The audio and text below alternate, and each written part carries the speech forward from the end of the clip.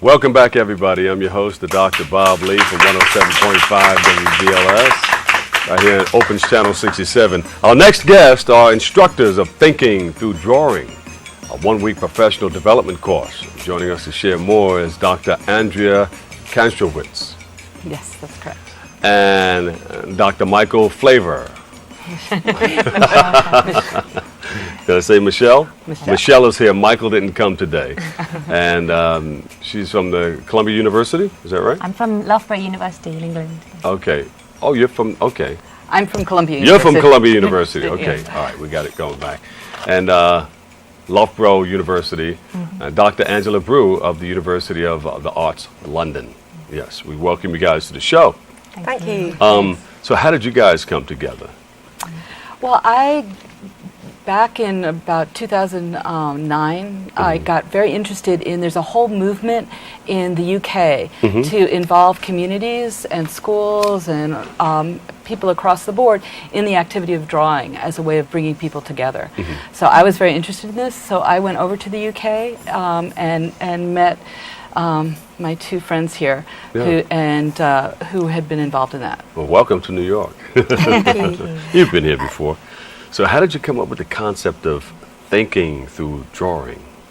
Well, when we met, we realised that we all shared the same idea that drawing isn't just about representation and it shouldn't only belong in the arts classroom, that actually it's a really powerful tool for non-verbal reasoning and communication that can be valuable across the curriculum. So a lot of our research has been around this topic, but now that we've all completed our doctorates, what we want to do is really give something back and to make a practical application in the community with this. Jump right on in. Well, it was really great for us to meet as the three of us in different locations, and I think particularly the transatlantic connection, being able to look at shared practices between, and what we really want to go and do now is say, we've finished our research, which was basically mostly theoretical, and we really want to put it into practice in communities. So So we met Walter Puryear at the Andrew Freeman Home in the Bronx, and he invited us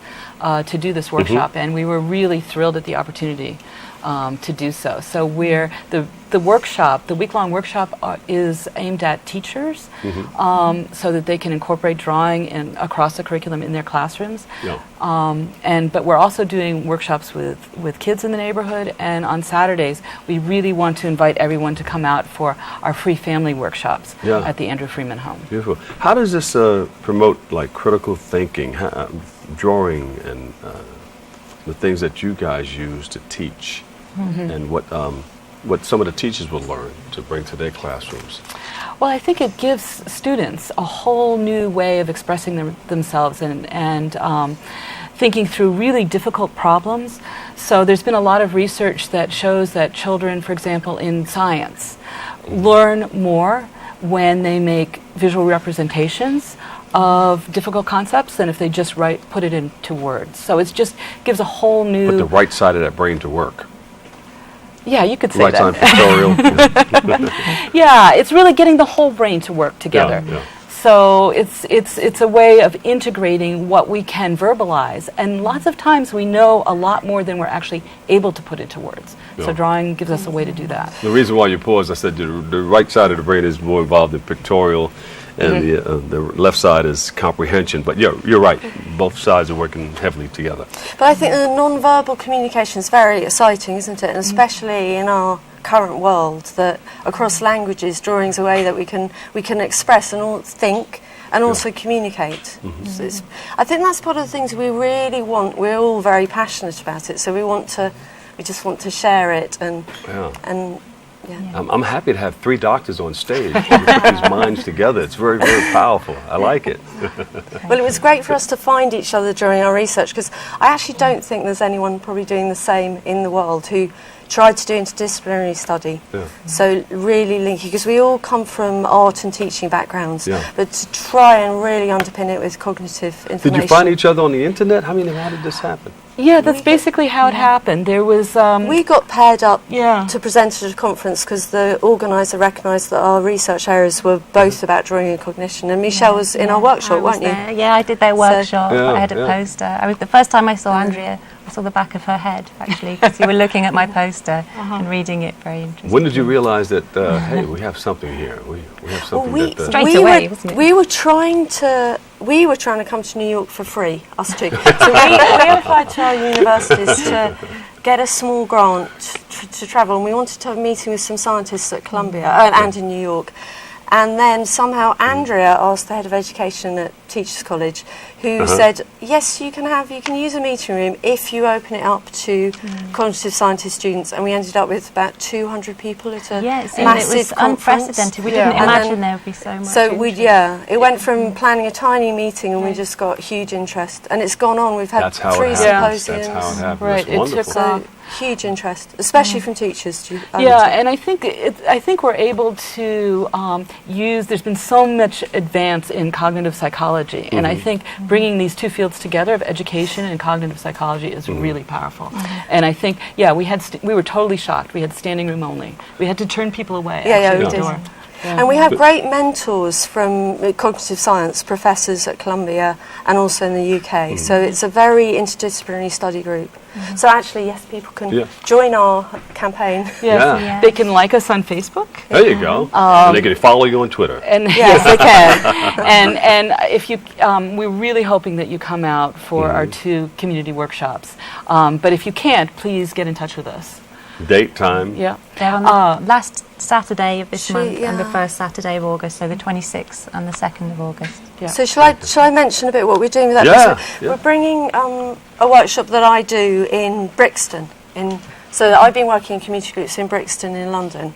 And I work with families, and it's quite a profound thing that we get families together, intergenerational group, so hopefully as many generations as possible, and very simply we sit and draw together.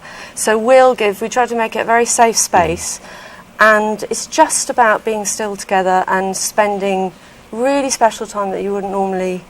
People don't sit and look at it, and especially looking at each other's faces. So it's portrait drawing. It's like sitting at the dinner table. You know, you're bringing people together. But what are some of the things that you're drawing? Profound. What are people drawing? Just whatever comes to mind. In these workshops, the bit I lead is we draw portraits, because to actually really look at each other's faces in a different way. I felt we've had amazing times where teenagers particularly, they'll come away, and there was one who said he just saw his mum completely differently after just sitting. He said, I never knew she looked like that. They just this really opens up the mind. Yes, exactly. Yeah. We're also going to be drawing things that don't exist. We're going to be drawing ideas, concepts that are maybe difficult to express verbally, and so visualizing the invisible, I think, was the term that we call it. Are there any psychologists that you have drawn from in the past, or that come to mind? Well, one of our really wonderful mentors. Drawn from in the past. Oh, I didn't mean to say that. Yeah, we have a really wonderful mentor at Teachers College, Columbia University, Barbara Tversky, who's known throughout the world as being an expert in spatial reasoning, and also in gesture and diagrams, all the ways that we communicate without using words. Yeah. So she's really been instrumental in helping us. When you're in school, of course theories and personality and all those things that you take psychology. Sometimes you say, I'm not going to use this when I get out. I'm in communications, but you do. You wind up using it, and you see how other people are using their gestures and their body movement and body language and all of that stuff. I think particularly for people don't realise how drawing can really help in development. That it can, the same as I talk about a safe space, but learning how things relate to each other. So even whether you're drawing from life or drawing imaginary things, really working on how you fit things together and how you solve problems really translates into a coping skill for almost every aspect of life. Yeah. It's very interesting what you say about gesture, because I think one of our ideas about drawing is it's a way of tracing your gestures and sort of having a record that you can then go back and reflect on. And now we have a lot of proof from cognitive scientists who have made evidence-based studies to back up what we're doing, and really showing that drawing it extends your working memory, and you're actually more intelligent with a pencil in your hand. All right. Pass me that pen or pencil over there. I always draw this funny face. It's a big head with a body that can't support the head. And is that That's Are something. you going to people- analyze me? Yeah, yeah. You all going to analyze me after this? Well, you know, this is a really good You'll be example. clever now. Yeah. When we've been talking about drawing, people say, I can't draw a straight line. And then you find out, you talk to them for a little while, and you actually realize that almost everybody draws. And human beings have drawn since forever. Some of the first artifacts that we have, people drew in the sand and on rocks before there was paper and pencils.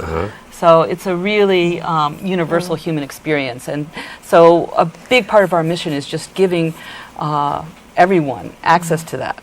And also to emphasise that it doesn't matter how good you are. Drawing is still a tool for thought. It doesn't matter how good Yeah. you think the outcome is. But To get away from that, you're going to try and do a realistic drawing. Yeah. It's as Yeah. powerful to quickly draw a sketch about a thought. Yeah, Yeah. you're going to think I'm really crazy, but I don't know if you want to show this. But you do. Yeah, let's show it. fantastic. Great. Oh, very nice. So can we keep this? The head is so heavy that you need wheels to hold the thing up. You know, it's like a balancing. I like we're, it. we're actually going to Don't be think differently of collaborating. me, okay? Don't think bad about No, me. this is fantastic. Give them a big round of applause, everybody. The doctors are in the house. Dr. Andrea Kentrowitz and Michelle Favor. I'm going to say Flavor, though. Favor. And Dr. Angela Brood. Thank you guys so Thank much you for very stopping much. by.